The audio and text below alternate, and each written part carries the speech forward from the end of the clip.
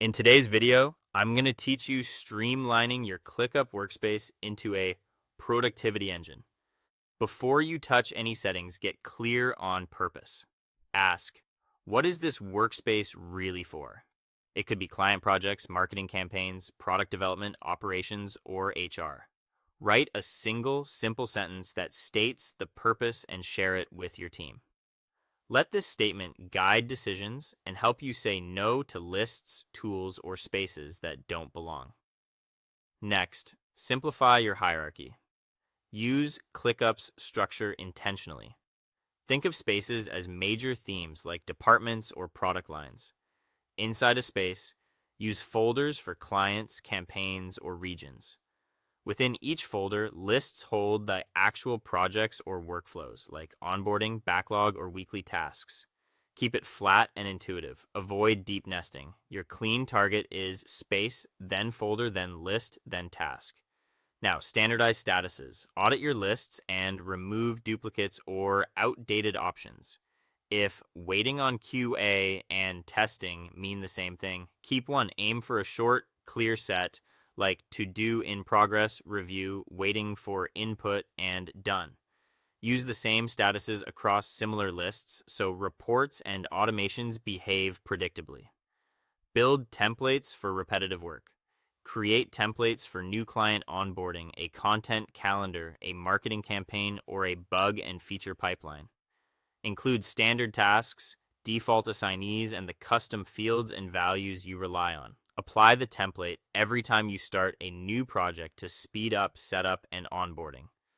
Automate routine work to save hours. Use automations for overdue reminders, auto-assigning tasks when a status changes, and notifying managers when items hit review or done. A helpful example, when a task is overdue, assign it to a supervisor and send a notification. Start simple and expand over time. Organize custom fields for reporting. Group them by purpose. Project data like client and priority. Financials like budget, spent, and forecast. And timeline fields like start date, due date, and launch date. Name them clearly. Client name, project status, approved by. And use them in views and dashboards so reports stay neat and comparable. Create role-based views and dashboards. Managers might land on a roadmap, Gantt, or portfolio. Creatives work best in a list with due dates and priorities. Finance can use a table filtered by budget and status. Dashboards should highlight key metrics, upcoming deadlines, and workload, showing only what each role needs. Streamline communication inside ClickUp.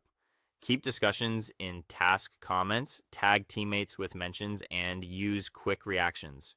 Tune notifications so important updates surface without overload.